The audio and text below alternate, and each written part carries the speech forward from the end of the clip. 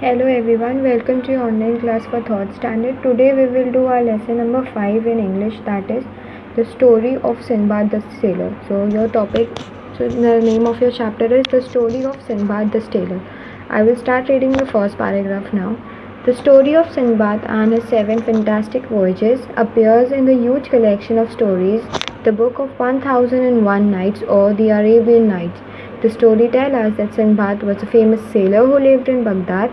He was honest, generous, and brave. He had many adventures on each of his voyages.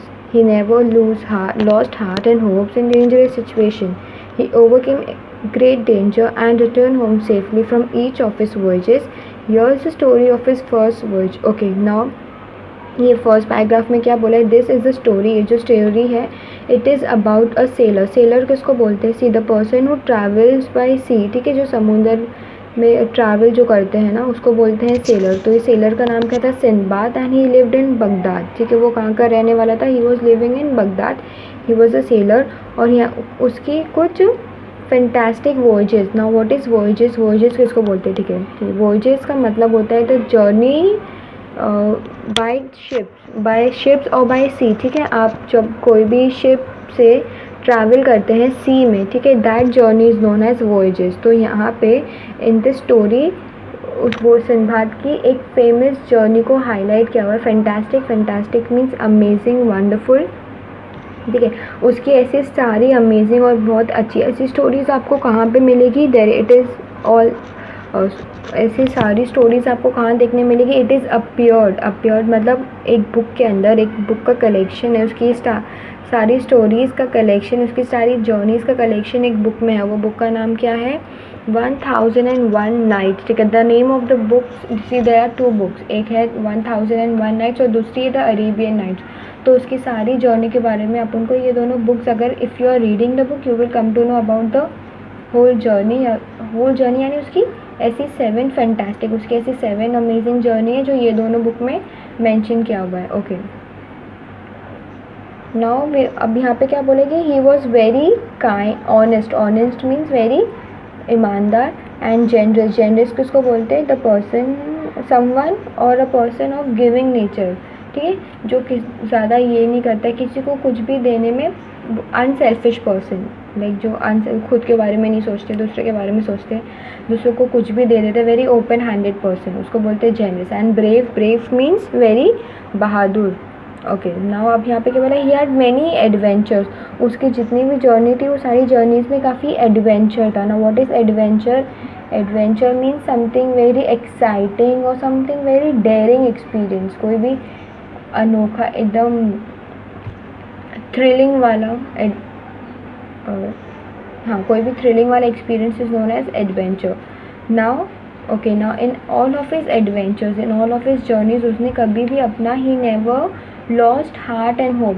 Heart and hope means, okay see, heart and hope goes for the same, कि उसने कभी अपना दिल छोटा नहीं किया, कभी उसको कभी दिल नहीं टूटा. यू कैन से उसने कभी अपना होप नहीं लूज़ किया. भले से कैसी भी सिचुएशन हो, सिचुएशंस वो वेरी डेंजरस, जैसी कितनी भी डेंजर, कितनी भी खतरनाक सिचुएशन हो, he never lost his hope. Okay, now he overcame great danger and return home safely. Overcome का मतलब क्या होता है? Overcome means to succeed. ठीक है, कोई भी डेंजर से डेंजर सिचुएशन में वो उसको ओवरकम करता था, यानी उसको सक्सीड करता था. And with that he use to return home safely, और वो घर पे सही सलामत, सेफली मीन्स सही सलामत वापस आ जाता था. ओके, सो द फर्स्ट सी, जो स्टोरी में आप लोग को दिया हुआ है, द फर्स्ट वोएज, यानी वो उसका पहला सफ़र, वो ये चीज़. ठीक है, okay. Sinbad set sail. Now I'm reading the second paragraph. Sinbad set sail with a company of merchants on a big ship. From time to time, they stopped at various ports. There they sold their merchandise and bought new things to trade. Now Sinbad कैसा था? उसने एक सफ़र तय किया. He set to sail. Set to sail यानी उसकी journey किसके साथ में थी? A company of merchants. Company of merchants यानी जहाँ पे बहुत सारे merchants. Company of merchants means when there are lot of merchants. अब देखो, मर्चेंट किसको बोलते हैं?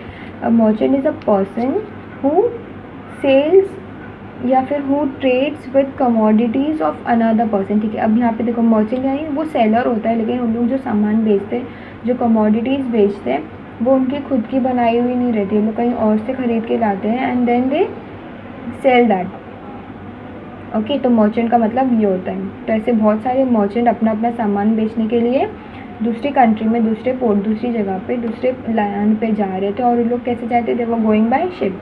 तो सेट सेल मीन्स उन लोगों ने अपना सफ़र स्टार्ट किया, सेट किया on a big ship, okay. Now from time to time they stop at various port, ठीक है। टाइम टाइम पर थोड़ी थोड़ी देर में they were stopping, they were taking pause at place to place, ठीक है, अलग अलग पोर्ट्स पे, अलग अलग जगह पे, ओके। ना पोर्ट्स किसको बोलते हैं, सी जैसे trains they come and halt eight railway station, buses come and stop at bus stop. तो वैसे जहाँ पे शिप्स लोग आके रुकते हैं ना, that is known as ports.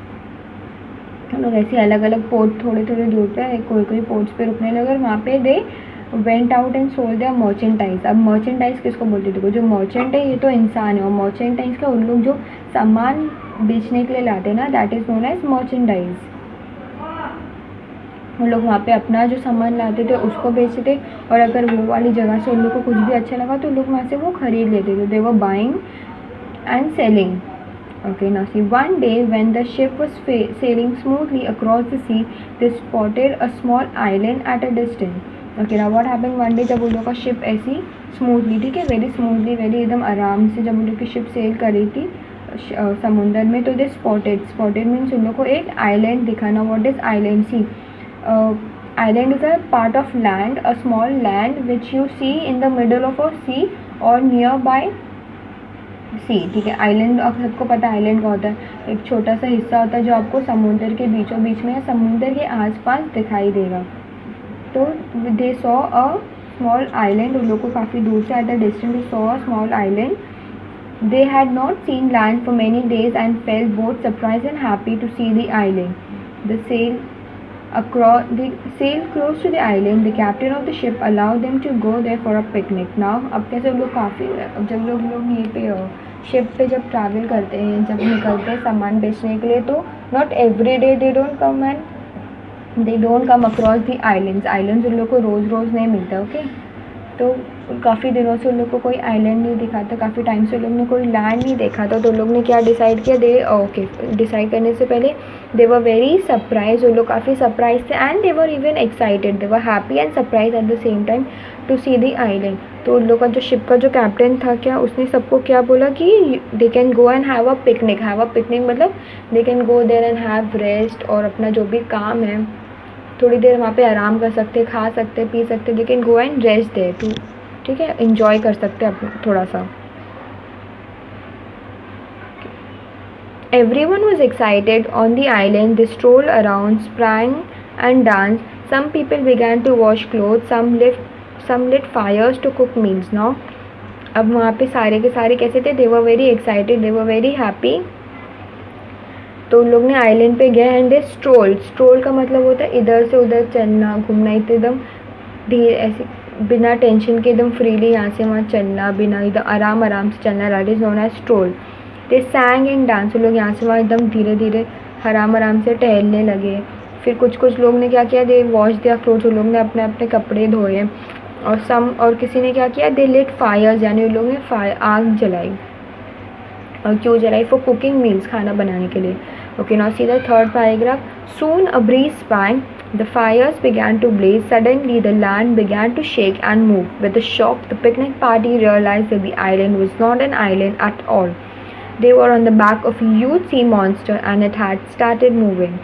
Okay, now soon अभी अचानक में क्या हुआ कि द ब्रीज यानी हवा जो है, इट स्प्रैंग, ओके। स्प्रैंग का मतलब क्या होता है, एकदम ज़ोर से हवा चलना, ठीक है, एकदम अचानक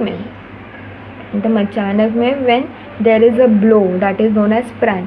the fires began to blaze, जो लोग ने आग जो लगाई थी, इट स्टार्टेड ब्लेजिंग मतलब एकदम ज़ोर से जलने लगी, to burn very strongly.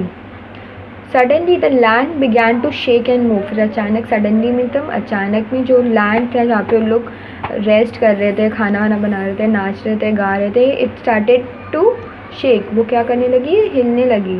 It began to shake and move, वो हिलने लगी और अपनी जगह से मूव करने लगी. With a shock, the picnic party realized that it was not an island. The island was not an island alone. ठीक है. फिर अचानक फिर लोग को क्या रियलाइज़ हुआ कि they were very shock to realise कि लोग जहाँ पर रुके हुए थे दैट वाज नॉट एन, जिसको लोग आइलैंड समझ रहे थे, it was not an island. They were, वो क्या था, वो एक ह्यूज सी मॉन्स्टर यानी पानी में रहने वाला बहुत ही खतरनाक सा एनिमल, बहुत ही खतरनाक सा मॉन्स्टर था, सी मॉन्स्टर था. और वो उन लोग की बैक पे रुके, और उन लोग जो है वो उसकी बैक पे रुके हुए थे. People began to scream. Okay, now when they realize कि जिसको लोग आइलैंड समझ रहे थे वो आइलैंड नहीं था बल्कि एक समुद्री जानवर का उसकी बैक थी. तो दे स्टार्टेड टू स्क्रीम. लोग डर के मारे ज़ोर ज़ोर से चिल्लाने लगे. To scream means to, scream का मतलब सबको पता है ना, जोर जोर से चिल्लाना, that is known as scream. They left their pots and pans, their clothes both washed and unwashed, and rushed back to the ship. अब उन लोग ने, जब उन लोग को एकदम चीख मारने लगे, डर गए, तो लोग ने कि अपना जो भी पॉट्स एंड पैन था जिसमें लोग खाना वाना बना रहे थे उसको वहीं की वहीं छोड़ दिया.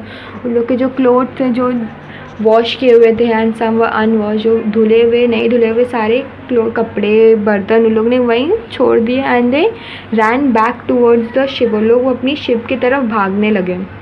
The captain ordered his man to set sail immediately in order to move away from the monster. तो कैप्टन ने अपने जो शिप के मैन को, जो शिप सेल करता है, जो सेलर है, उसको क्या ऑर्डर किया कि जो शिप है उसको फटाक से जल्दी से सेट सेल यानी वहाँ से स्टार्ट करें और वहाँ से निकले ताकि उन लोग वो मॉन्स्टर से दूर हट जाए. Okay, this was on page number 6.